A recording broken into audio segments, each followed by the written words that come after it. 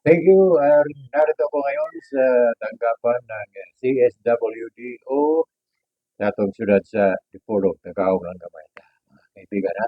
O nining higayon na ato mahinabi ang atong coordinator, no?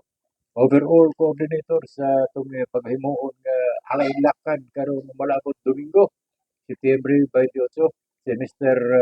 Junior Fideles. There is buhatan sa CSWD.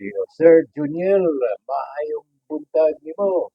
Mayong buntag sa tanan, sir, o sa atong mga nagsubay nga maminaw sa radyo. Mayong buntag sa tanan. Okay. Ang akong tuyo sir ang kabahin sa pangutana nimo nining atong preparations o highlights sa malabot nga imo natong alaylakad karong Domingo po. Yes, sir. Unsa kay na siya ikaw nato diha pag may bawaan. Ang atong alaylakad karon nga tuig sa 2025, mahitabo ni karong September 28, Sunday, alas 4 adto sa Dipolog City Hall ang ato ang assembly area. Then magsugod ang atong lakaw gikan sa City Hall alas 5 pod sa buntag. Mhm. And then ang ruta sugod ta sa City Hall straight to Dipolog Pilot, and then adto sa straight sa Santa Cruz, and then diretso na ta sa ato ang Dipolog Food Hub Event Center. Og adto na gyud mahitabo ang atong formal nga program sa ato ang annual walk sa Alay Lakad. Sa Diin, okay. yes sir. Okay. And Sa then food hub ni siya murag ato pa doon lang ang distansya no. Doon lang. dool siya Kay sir. ni adto milabay mga ato murag ulingan man to nga kuan. Karon medyo kapoy na siguro lakaw palayuan pa no. Tinaanan sir. Okay. Oh Mao sige. nag-decide ang council nga mas duol para mas daghan maka-join o makasugakod sa atong ruta karon Mm. tuig.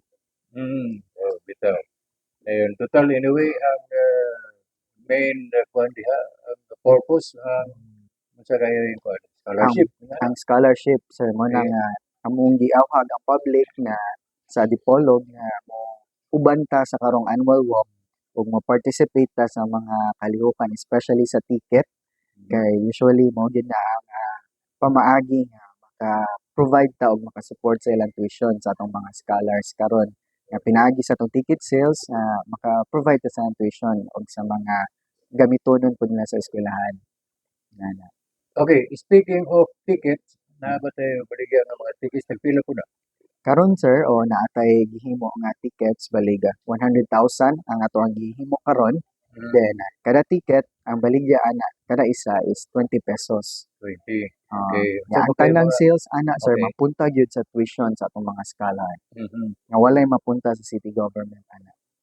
Pero murag di po na tanan gyud parang sa mga scholar. Napoy gamay premium o palipay ka sa mga winners ka. Napoy raffle draw na?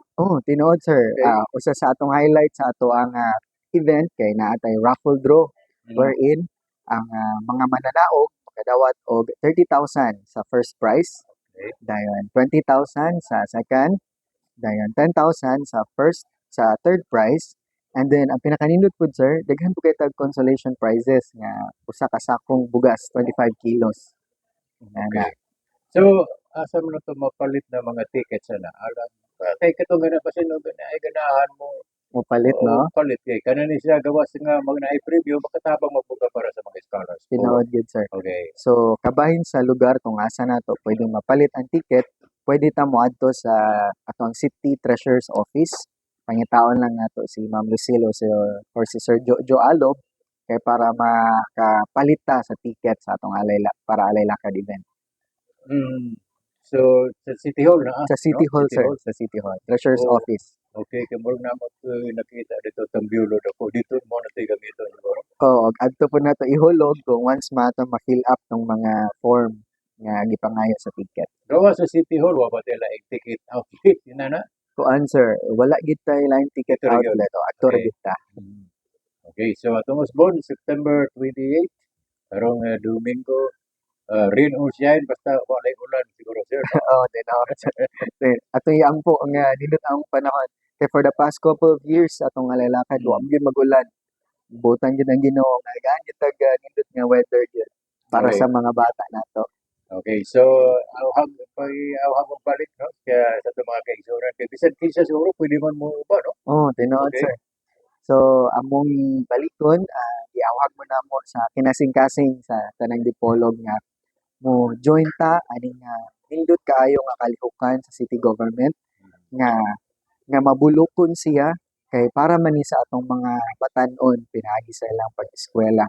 Unang giawhag mo namo sa pagbalik nga mo join ug sa pag-support pinaagi sa ato ang Alay Lakad Ticket para mas daghan pang batan-on ang masuportahan sa ilang edukasyon sa kolehiyo pinaagi ani nga nindot nga event sa Alay Lakad Scholarship Program sa city government.